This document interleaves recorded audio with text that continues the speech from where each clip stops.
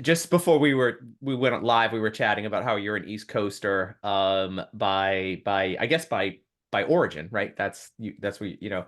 And now you're on the West Coast. I have my t-shirt that says I'm East Coast, so sometimes I Oh, wear that okay. just to kind of Is this a competition now? well, what you'll learn about me is I'm very East Coast. Okay. Well, I love the East Coast. I'm also happy to be part of the West Coast. Yeah. And so I'm grateful to have had both experiences. So I'm excited. different, different Yeah, though. I love being out there. I mean, it's in in the last couple of years for obvious reasons I haven't been out there very much, but I was in California back in May and that was lovely and I hope to get there again soon, but I it's always kind of I like the transplant sort of like I'd love to understand when people do move from one coast to the other like how it affects and the things that they're thinking about. So, Well, we can um talk about that because it actually aligns with my career transition, having oh, become be. I was formerly a New Yorker, and then I ended up making the move and became a transplant to San Francisco in the Bay Area. oh, And okay. that was, yeah, so that just kind of ties in nicely to where I Yeah, am. let's do that. So, but yeah, before we kind of jump into all the really amazing things you're doing at Blue Shield of California, which I I myself spent a long time in the payer technology space and have worked for payers as well. So you and I have a lot of things in common. But would just yeah, would love to just hear the thumbnail of you. Like tell us you're a little bit about yourself, your bio. Sure. Yeah. So I'm a first generation American. So my parents immigrated here from the Philippines. I Mhm. actually was born in Queens, New York, Oh, wow. Cool. and I moved to Connecticut when I was about the age of 3 years old. Mm. And I grew up in a town called Weathersfield, Connecticut, just outside of Hartford. Yep. And I thought I was going to be like a diehard New Yorker. I ended up after graduating from college. Moved to New York City, and I was really attracted to Wall Street and kind of Yeah. wanting to pave the way and kind of earn my living that way. Sure. And I was really, after the Occupy Wall Street movement, Mm. working on Wall Street for about the first, 12 years of my career, I ended up just realizing, kind of having this my own existential crisis and wanting to make a greater impact and use my talent to support more of the masses rather Sure. than, working in executive compensation, which is what I was doing Right. on Wall Street for several years. Right. And I ended up making the move out to California and in San Francisco, which isn't, maintains a lot of the progressive ideals of New York, but I thought there was a lot of great ecosystem of nonprofits that really Mm. served, what I wanted to do long term. So it's been a terrific ride, and I'm married. I have two young kids and a nearly 1 year old Labrador Retriever. So my hands Ah, are full living out in the Bay, but this is definitely home for me right now. that So, sounds like a great way to keep your hands full, both from what you're doing oh yeah, professionally as well as what you're doing on the home front. So that's exciting. And when you and I first started chatting, I guess over email, and I was learning more and more about the your commitment, right, to social impact and your commitment to the work that I guess I would say you've been just doing around philanthropy and the championing that you've been doing around there. You kind of gave a little bit of a brief introduction there, Antoinette, about how you kind of made that transition from Wall Street to this. But was there like any sort of defining moment for you that brought you to this sort of realization? Did it come to you over time?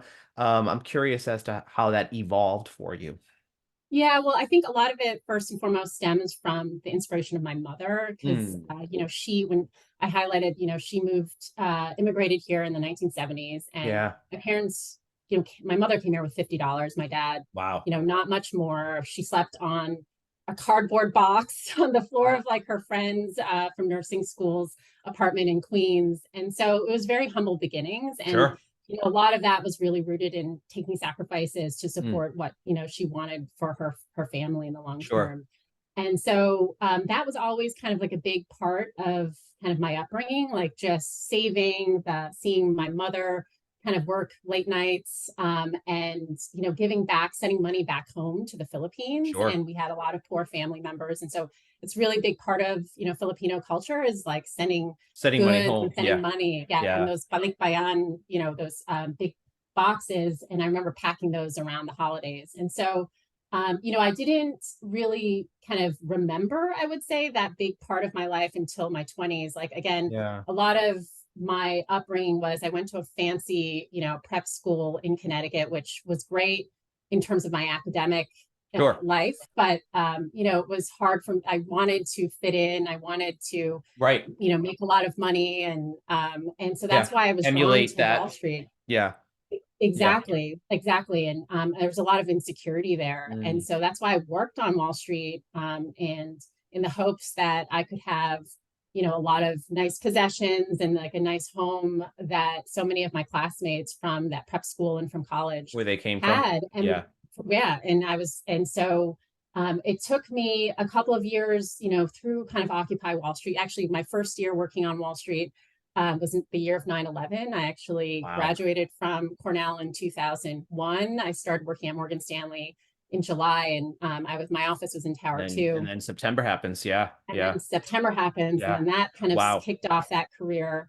And then fast forward a couple of years through kind of the Occupy Wall Street movement and the financial crisis in 2007, 2008, which then triggered this movement against Mm. Wall Street. And I remember seeing a lot of the protesters outside of my office windows, and I had those reflections around, gee, is this really what I want to What I want to spend do. my Sure. life Sure. doing? And that's when I remembered my upbringing, and thinking about how my mom was really so passionate about giving back to the community. So to answer your question, Richard, like, it was not an overnight thing, but it was definitely, like many people, it's like a journey. We're all here to grow and learn, and obviously get back, get past, traumas and insecurities. And I Right. think I went through my own journey through kind of my youth and through my 20s. And I'm in an amazing, position today where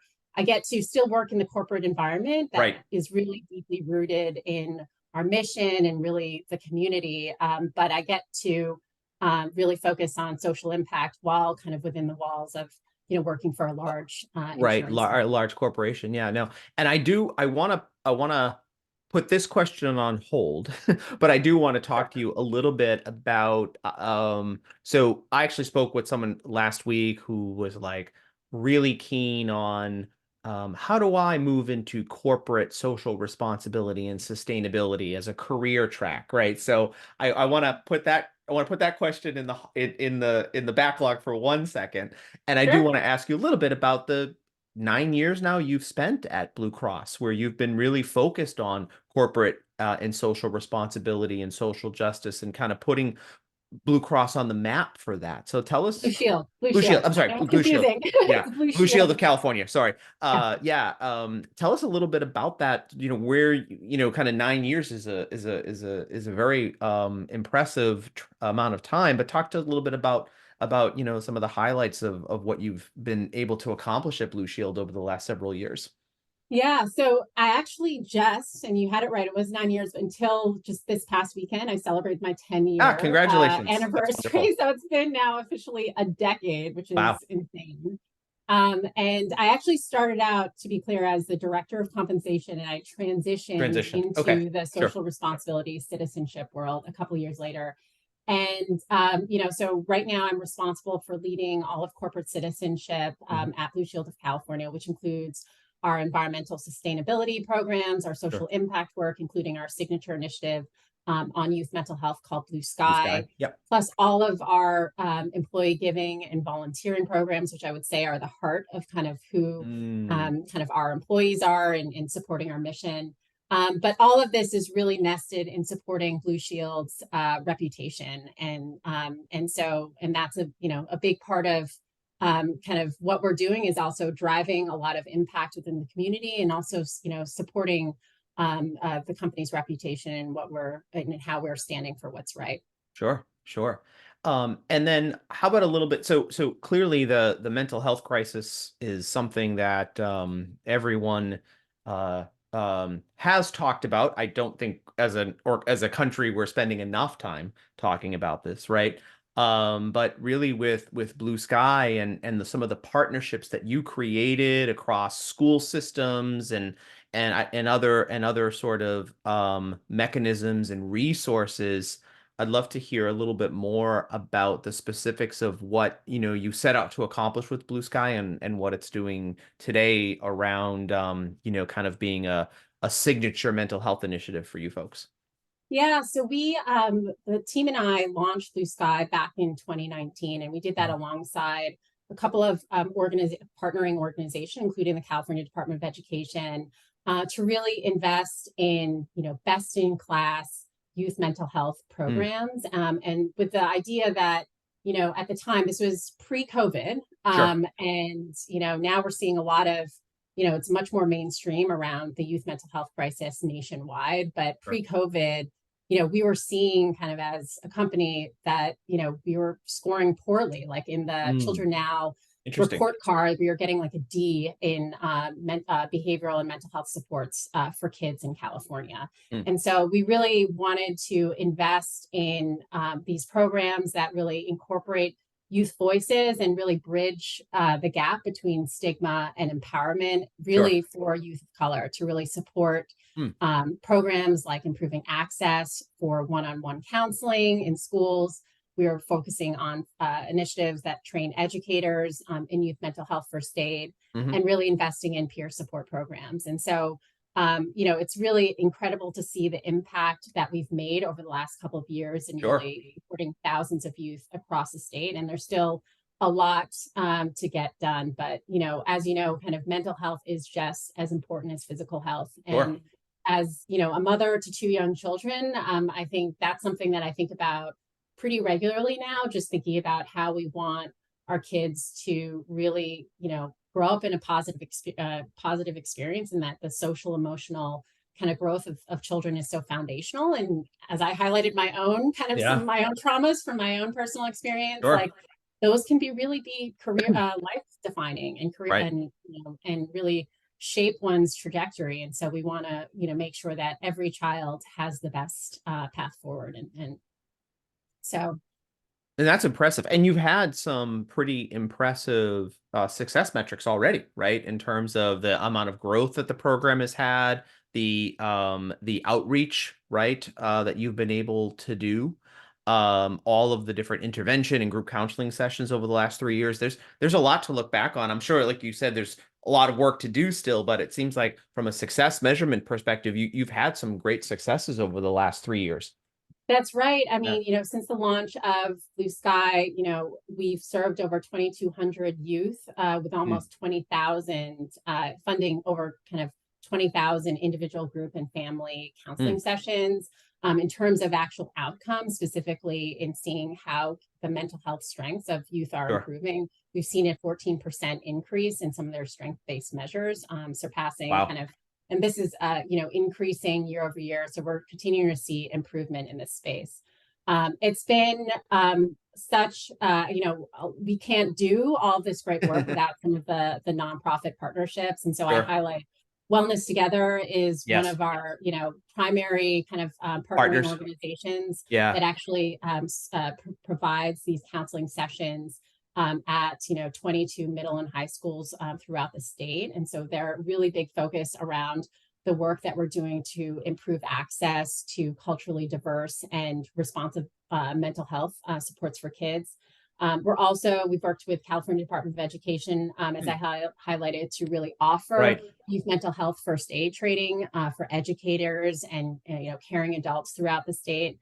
And then NAMI, the National Alliance for Mental Illness in Mm, California, is an organization which is pretty well known. Here in California, we are really focused on thinking about how we can support youth leadership and really expanding student-led clubs. This is really important as we're thinking about, removing kind of the stigma around mental health in California. And so the idea is, it's really important for us to empower youth to really speak up, to remove the stigma, to create kind of those environments where kids feel comfortable talking about some of these issues that many kids face on a day to yeah. day. Yeah. That's Outstanding. And like I said, I can't, the mental health crisis being what it is in this country, especially in youth, right? So for you guys to recognize that and to put so many resources into this, right? As an organization at Blue Shield, it's very impressive and it's very encouraging. And I applaud you guys for doing that. So thank you. That's wonderful. Thank Um, you. in my career, including where I am right now, I have had the good fortune of working for organizations that have a commitment to sort of employee giving, employee volunteering. Several companies throughout my career, like I said, including the one I'm at right now, have had that commitment. But you, I'm sure, have seen there are some countries, some companies that are not necessarily as committed to that, right? And maybe they have their reasons, maybe they don't. But I'd love to. You mentioned a little bit about some of the work that you're spearheading there and sort of the next gen sustainability strategy that you have kind of set the vision and the goals for at Blue Shield. But I'd love to hear a little bit more about, about the work that you are doing around employee giving and sort of volunteering at Blue Shield.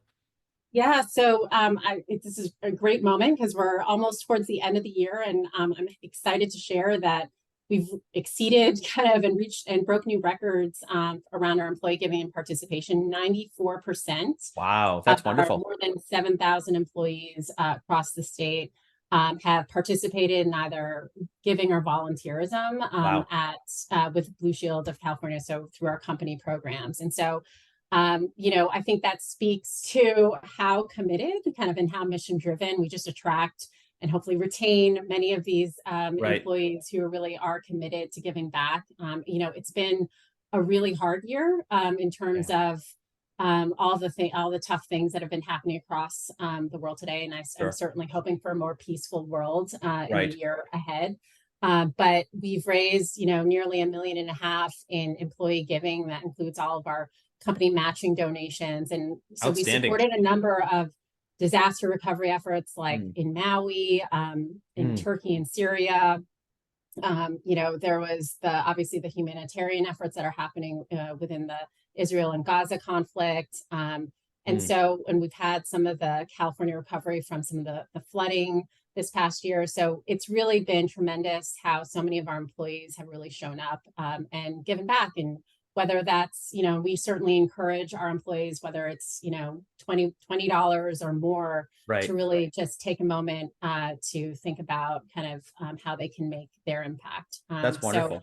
and we're seeing that also in how, it creates a great place to do meaningful work Right. and how, our companies feel that, we are socially responsible. And so that's Mhm. actually one of the highest rated statements in our annual employee engagement survey. So Oh, that's outstanding. Yeah. lots to be proud of there. And it's been, I give the credit to my team who does a really great job partnering with a lot of our business unit leaders to really generate this type of impact. And I know like there are like independent organizations that kind of do sustainability rankings and reports, and you guys have scored really highly on some of those, haven't you? Yeah. Yeah, so we have been recognized by the Civic 50 as one of the top 50 most community-minded companies in the nation. Mm, We are among the top five kind of most philanthropic, according to the San Francisco Business Times, and that's measured in terms of our corporate and mhm. foundation giving over the last. And that's quite saying quite a lot Yeah, because we have a lot of tech companies that have pretty big wallets here in the Bay Area. And sure. so to be able to kind of be among those is says a lot about the company.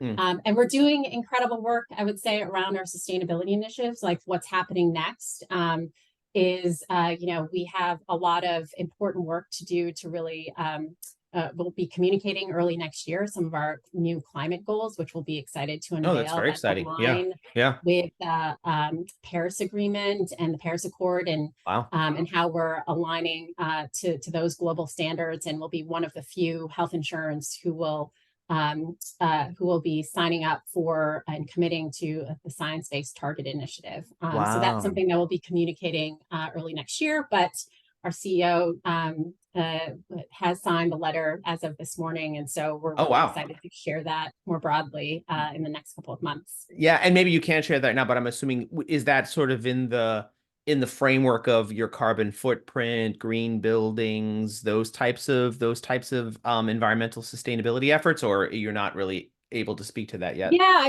we can definitely share. I mean, Yeah. Blue Shield's carbon inventory is really comprised of a large part, 80% is coming from our investment portfolio. Okay. As an insurer, we have, a lot of investments that we have, and there's attributed kind of emissions as part of Sure. that. So that has been a big part of a lot of the work around that our team has been heads down on, and partnering very closely with our finance and treasury teams around setting science-based targets around our investments. The Outstanding. next piece is around our supply chain. Mhm. So we, as a company, we engage with a lot of different suppliers and vendors. Sure. So thinking about, how we can support other companies that have science-based targets Sure. will be something that we'll be really focused on in the next couple of years. And then certainly our own operational footprint around our buildings and Yeah. commutes Green and stuff buildings. like Yep. that are Yep. all incredibly, so that all feeds into kind of these new climate goals. That's wild. Um, so, and then obviously outside of kind of the scope of that is healthcare delivery, which, Mhm. as Is a your core payer, mission? we are Yeah. Yep. exactly Yeah. is like thinking about, providers and hospital systems. And so while that's kind of technically out of scope relative to Blue Shield's carbon inventory, we do feel responsible in thinking about how we can influence kind of more reducing emissions and being kind of more green with respect to healthcare delivery in general. So that's an area that we'll be working very closely on with other insurance companies and payers and providers and then in the years to come. Wow. I mean, it just really sounds like, I know you guys are an industry leader in this area, but certainly, gosh, all of the approaches that your organization has taken to really to kind of continue to be a leader in corporate responsibility and sustainability. Thank you for all of those examples. So Yeah. now I'm going to go back to the question we put in the backlog, right? So a lot of young women listen to the show. They're very socially impact oriented. In some cases, they're thinking about, well, I'm going to do this with an entrepreneurial mindset, and create and start my own business or start my own thing. But there are other folks who are looking to maybe not carve an entrepreneurial path, right? But still want to be highly innovative and focus on social impact. So just, advice that you might have, Antoinette, for any person who wants to do what you're doing and wants to get to the types of work that you're doing, how do they navigate their way there? Yeah, it's so I think embrace taking risks Mm, and being courageous, I would say, is probably like my most important advice is that, we all, many people have read the research. It's not linear like right. careers that you Nothing's have to linear. have Yeah. this, nothing's linear. Like, and sometimes it often requires a lot of steps back, a lot of some pauses. There are Sure. gaps along the way. And I think, being really focused on kind of fueling kind of your passion. Mm, I think for me, I'll give you, some examples of like sure. what I did. So I tried for years to actually make the transition from a very niche career Yeah, within exec executive compensation is kind of a compensation. niche thing. Yeah, it's pretty specific. Yeah, yeah, It's very yeah. specific. It's kind of, and you could argue it's a very different skill set Right. from what I'm doing in my job today. And so I had to kind of prove it out that I had kind of Mm, not only the passion and values, but I had the corporate chops to right. kind of succeed in this role. And so I ended up, taking a break from Wall Street and from the corporate world, even though that's kind of, I love, like, I thrive in a corporate environment, but I ended up doing something completely different. Right. I went to Africa. I volunteered in Ghana. Wow. And that really kind of, for me, like it brought me back to my roots again, reminded me of the experience of my mother and seeing, and Sure. my role out, what I was doing out in Ghana was really supporting other female entrepreneurs so that Yeah. they could support their families and the local community. And that actually kind of helped fuel my passion, to then build the confidence to actually make the transition from moving from New York to San Francisco. And I interviewed with a lot of nonprofit organizations, and a lot of people looked at me with like 20 heads. Yeah. What are you doing? Yeah. And Yeah. what are you doing? You like worked on Wall Street, like I see that you're trying to, show that you have, passion for this by volunteering. And I realized that my easiest ticket, or the quickest ticket for me to actually make the transition, was going to finding a company that really was aligned with my mission. And again, working for a company that, which is where I know I thrive, and then prove it out Right. to show that I had the credibility. And so that's what I did. I interviewed with at Blue Shield of California. There was I started out as the director of compensation. I told the the head of HR and eventually the CEO that my aspirations were to work at either the foundation or within Right. So, social so right away, you responsibility. kind of led with that. Yeah. Yeah. Exactly. And just Yeah. being really clear. Yep. And, that was a bold risk. I mean, most Sure. people would not hire you. They're like, well, we want you to Right. kind of Focus. be in your Yeah. lane, Yeah. Yeah. be And like, focus. stay on Yeah. your track. Like, Yeah. why wouldn't you stay in HR? And so that was a Sure. big risk, but I had to be really clear about that. And I said, I will prove my kind of worth and show that I can be trusted to lead these programs and do a good job. And I did just that. I proved it Wow. out. I ended up was the director of compensation. I did that, started at Blue Shield in the end of 2013. And by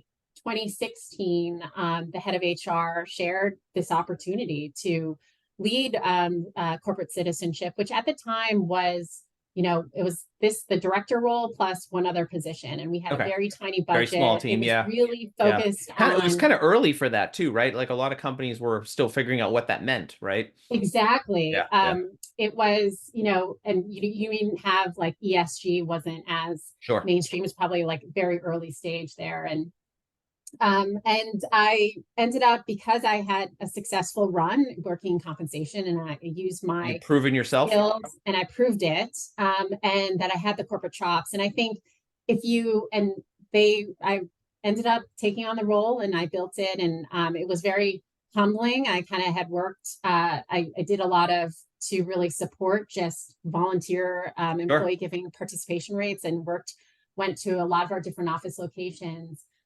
And then within 3 years, we made a pitch to the board for corporate social impact funding, which then funded our Blue Sky initiative Wow. in 2019. We then set more ambitious sustainability goals. We're just about to do that now. We just secured board approval for that. And we are now, setting kind of new records, and we have a pretty, like, our youth mental health initiative we were invited to present or to lead a panel at the National Governors Association. So we are nationally recognized.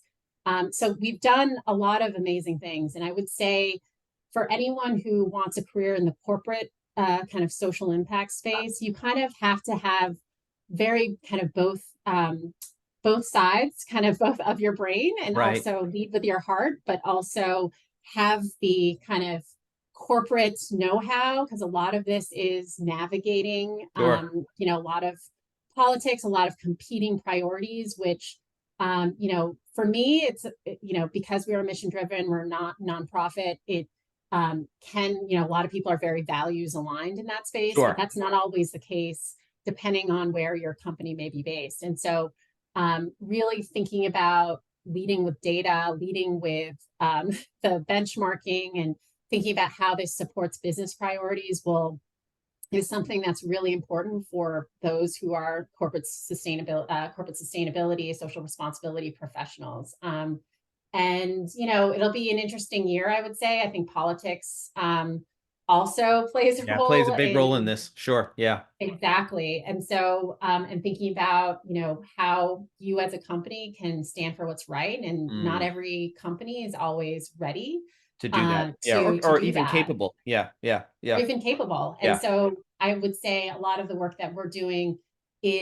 are being change makers. Mm, And, I would say when I first started here, again, starting small, like trying to kind of, you don't often see kind of the change that you're making. It feels like baby steps, but over time, like to be in a position where I am today and looking back to see how far we've come Mm, is really amazing. And I give the credit again to my team and sure. the leaders that I've had the opportunity to work with. It's been quite a run. I love what you said just a couple seconds ago, Antoinette, about the like both sides of your brain and leading with your heart, right? So it's the you have to embrace the logical side, the creative side, but also then like grounded in your values and aligned to that and lead with your heart. I think that's a beautiful, succinct way of kind of uh talking about like, as you mentioned, like what are the characteristics or the qualities of the things that I need to find within myself in order to be successful in what you're doing. And I think that was just a really succinct and beautiful way to kind of talk about it. It's like you got to use, because again, the organization has to see the value in what you're doing to invest in it. And you've made those value propositions and you've pitched it and you've gotten the investment that you've needed to become sustainable with what you're doing. So clearly that was a lot of the logic and the benchmarks and like you said, sort of the proving piece. But then there was like the creativity and the passion associated with it from the other side. So I think that's very helpful for folks to kind of think about that collectively. So thank you for that. Yeah, and I would thank you, Richard. And Yeah. I would also just say, like, I'm also getting a lot of inspiration. I know I was reading your background and just you've done some work in supporting caregivers, and Mhm. I'm very much part of the sandwich generation, Right. and having playing this role now where I have my parents in their late It's 70s yep. and hiring a caregiver just last month. Like Yeah. I kind of have gone on the other side of this and just really understanding how important it is to really create a healthcare system worthy of our family and friends. And so I'm pulling a lot of that inspiration too from just my personal life Right. and being the consumer, and also understanding how there are certain vulnerable populations like elderly people who don't where Right. English is not their first language, Sure. and that's really influencing kind of some of the inspiration that I have for the work that I'm doing today, and how we really need to kind of do more and do better and really support vulnerable populations. And Yeah. I mentioned this earlier too, that having being a mother to two young kids, I have a 2-year-old and a 5-year-old. Right. I think about what life will be like in the For next them. 10 years Yeah. when they are kids and going through school, and thinking about, my gosh, if they didn't have access to high quality mental health supports, or Well, what experience would that be for right. them? So a Right. lot of that Right. is getting a lot of inspiration from my personal life, certainly shapes how that shows up for me at work. I wanted to kind of close by asking you a little bit more about that, Antoinette, if that's okay. So, you talked a little bit about the work that you had done in Ghana and sort of seeing women who were very entrepreneurial, but also were like, the linchpins of their families, right? Yeah, Who, they are, potentially primary caregivers, earners, all those things, right? So you witnessed that firsthand, right? You talked about mom and the inspiration that you drew from her, right? When I was in high school, maybe early college, I can't remember exactly. I remember my grandfather retired from his career and he was giving a speech at his retirement party. And he talked about his immigrant mother and how, she was what kept their family together, right? Because and it wasn't just him. He noticed that all of his contemporaries, it was the moms that were the fossil fuel of their families, right? that Yeah. thing. Yeah. And this is a platform, right, about amplifying the voices of women, both entrepreneurial, social impact yourself. So Antoinette, you just mentioned you're a mom. You're a dog mom, like your career.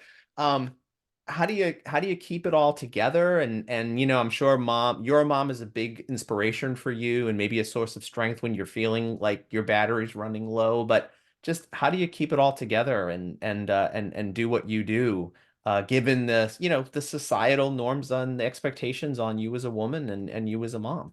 Yes. Oh gosh, this is like a whole other It's a whole other conversation. podcast, I know, but We but should yeah. invite my husband to this one too, because it's not always perfect. There's a lot of, Sure. I try and laugh a lot. I lean on others for Sure. support. I'm very lucky to have a great support system to help with the household. It's not just Right. me in terms of being the sole caregiver, or Right. me and my husband as the sole caregivers.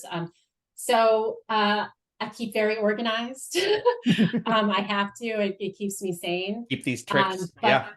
but I think all of that, there's lots of different tips and tricks around that, but just know, and I think it's a constant, I would say, conversation, negotiation with Hmm. my partner on, because there's a lot of invisible work, I would say, Right. that goes into maintaining our household and supporting, in addition to the work that I do, that's very important to me. Mhm. But also the work that I do in serving on boards. I'm serve on the board of Children Now. Oh, cool. I've also been a CASA, a court appointed special advocate. Oh, yeah. Yeah. And I'm trying to get involved in my kids' community, but in order to Sure. do all of that, and my husband seeing the value of that, we have to negotiate, and Yeah. it's a lot of it Everything's a is negotiation. about Yeah. Yeah. Yeah. everything. It's about and it's not always perfect. But I'm lucky. I know that I have a really strong partner, and he's a really wonderful father to our kids. But I also just ask for help, and when I need it. So That's important. Yeah. That's it's important. Yeah. extremely Thank important you to for know saying that that.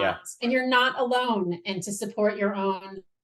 I think one of my goals, personal goals in the year ahead, is kind of making sure that I carve out time for my own self-care, because you have Hmm. to really invest in your own Very important. your own care, to really give put the oxygen mask Right. on I was gonna say, first. like, you got to recharge your battery so you can give out to others, right? So yeah. Exactly. Yeah. That's Yep. exactly right. Mhm. And just know that there are a lot of mothers, parents, caregivers out there who are going through the same thing. And I have been finding a lot of support through a lot of others, parents in the school community Mm. who are working parents.